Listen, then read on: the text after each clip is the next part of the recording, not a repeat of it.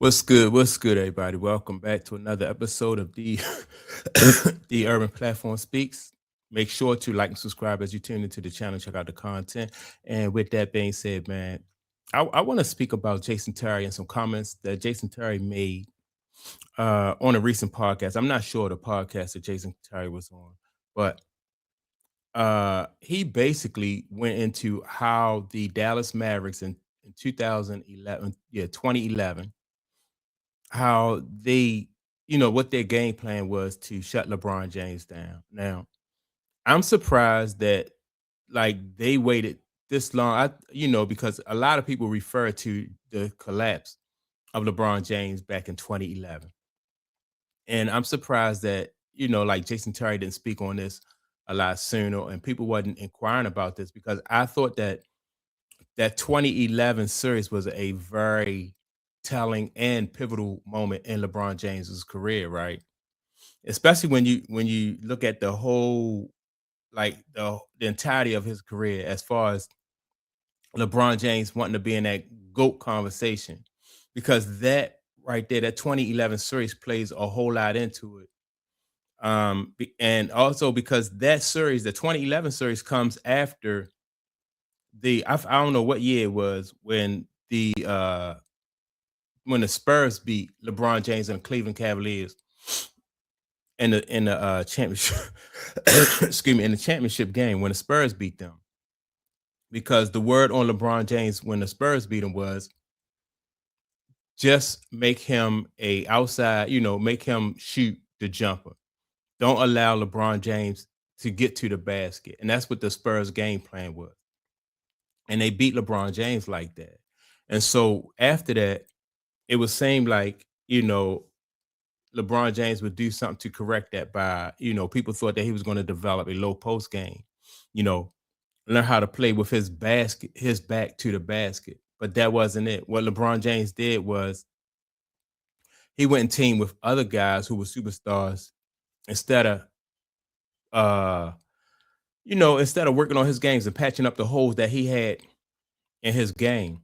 So fast forward to 2011, he still has the same weaknesses in his game that he did when they played against the Spurs. So that just showed that LeBron James at that point in time still wasn't interested in improving his game, which I think kind of like shows like his dedication to the game.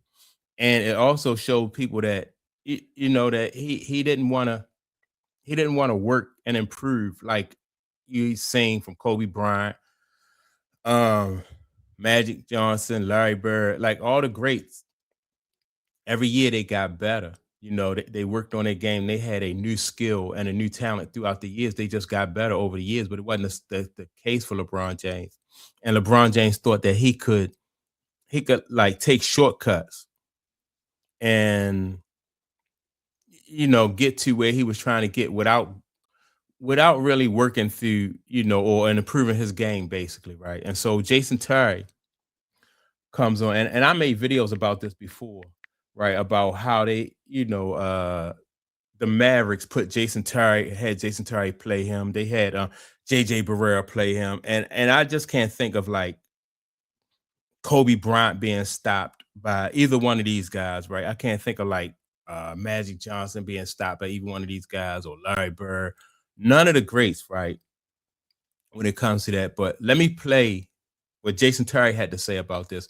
Then I'm come back and give my some more of my input.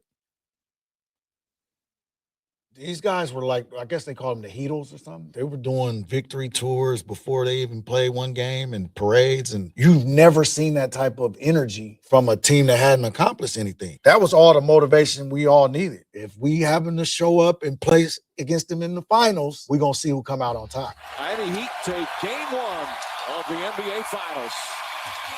All we were looking for was intel and information to justify what we already knew. Is that, okay, you got to keep them out of transition. You got to take care of the basketball. You got to slow them down, make them play half court. But then you get out there and you're like, oh, no, you can't turn the ball over. They one dribble, they're on the rim. Like they're throwing alley-oops, they jump.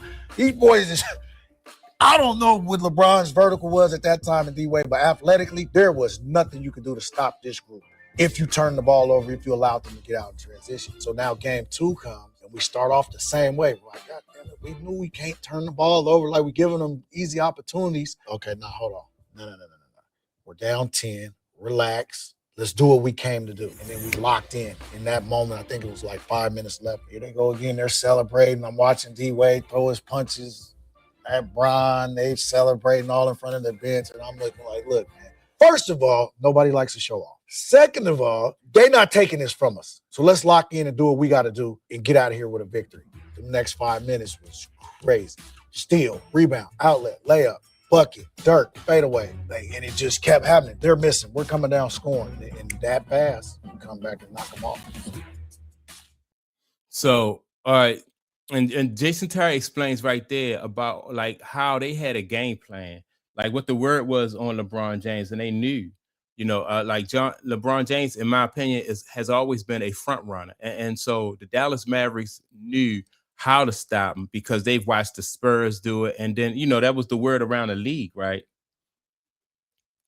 And what he was telling you is that, okay, don't allow them to get any easy baskets or allow them to get out and run. Slow them down and make them excuse me, and make them a half court team, right? So that's what they did. And when they did that, LeBron James was not able to adjust to that. And then the Dallas Mavericks came back and won that series, right? But let me go into or play some audio of something else that he said in there, more of a game plan. And here we go with this. I think the numbers will show in 2011, we were the best zone team in basketball. And so we knew we had that in our bag. This is at a point in LeBron's career where he didn't quite have the consistent jump shots yet. So he didn't really trust it. So we knew he wanted to get to certain spots on the floor.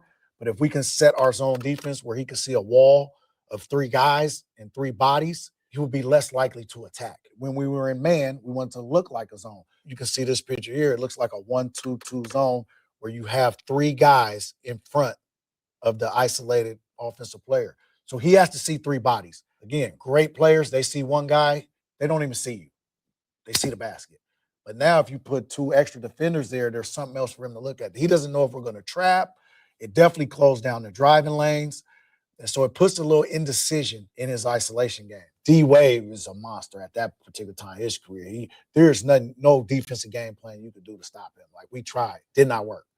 So we want to focus our energy more on LeBron and kind of eliminate what Chris Bosh could do. It started with Bron, though.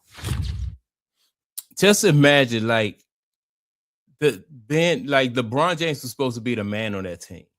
But they, like Jason Terry said, they knew that they could not do, they didn't have a game plan to stop Dwayne Wade, but they did know how to stop LeBron James. And LeBron James was the man on that team, supposedly, because Dwayne Wade took a back seat to allow LeBron James to be able to be, to be the number 1 guy in that team. But they didn't want to go after Dwayne Wade because they knew that they couldn't, Dwayne Wade, they couldn't stop Dwayne. Wayne already had 1 championship by the time, LeBron James came to join their team. So they went after LeBron James, and it was just, in my opinion, like, watching that, it was just so embarrassing for LeBron James. Like I said, because they put guys on him who were way smaller than him. They were not as heavy as him, was not as athletic as him. And Jason Terry was talking so much stuff to LeBron James. It was just so disrespectful. And I think that series right there, in my opinion, just proved how LeBron James did not want to put the work into the game as far as getting himself better. So he didn't have any chinks in his armor. And then, because the chinks in his armor caused them to lose that series. It wasn't Dwayne Wade. It wasn't Chris Bosh. It wasn't coaching. It was, it was LeBron James. Now you can get a pass. LeBron James can get a pass for that the series with the Spurs. He was young in his career. He didn't have, a championship experience. He was going up against Tim Duncan, Greg Popovich, and the rest of the Spurs. So he get a pass for that. But by the time you get to 2011 and nothing has changed or really gotten better in his game, he's on a better team, but he don't, his game has not really improved. That right there, by the time he got into that, I was like looking at that, everybody thought that, wow, LeBron James is just basically a front runner, like Jason Terry said, they giving each other high fives and doing, punching in the air and stuff like that. It was I don't know, it just was like he was focused on the wrong things instead of focusing on becoming the best basketball player that he could become. And that's why I always feel like LeBron James never really developed or turned into the best basketball player that he could be, because he always took the easy route. Like if you want to be the GOAT, or want to be considered one of the best. I'm not even gonna say the GOAT. You want to be considered one of the best in the league, then you want to, like, that's a lot of work that goes into that. And most people who set out to do that fall short. Especially if you setting out to be the GOAT. I don't know if nobody set. I mean, you can't. I guess maybe they do set out to be the GOAT, but it's about winning rings. It's about winning championships. It's about trying to dominate, and LeBron James never did that, because it's just a lot of work. Kobe, I mean, I can throw out some names, but guys just they put in that work. Everybody put in that work, and not LeBron though. LeBron just tried to take shortcuts. And that's why, LeBron James gets so much pushback, and there's so much controversy surrounding LeBron James when it comes to people thinking that, well, who's in the GOAT conversation? You got ex-players, some guys who played with him like Jason Terry. A lot of people do not, a lot of guys do not consider LeBron James to be the GOAT.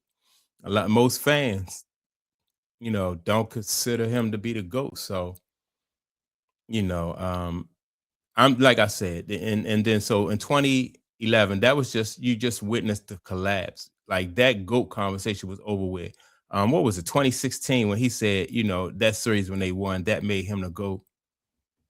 I don't feel like he ever reached excuse me, I don't think he ever reached that status. So that's my take on it. Make sure to like, subscribe to the channel. Also, don't forget to leave a comment, and I'll check you all out in the next video. Peace.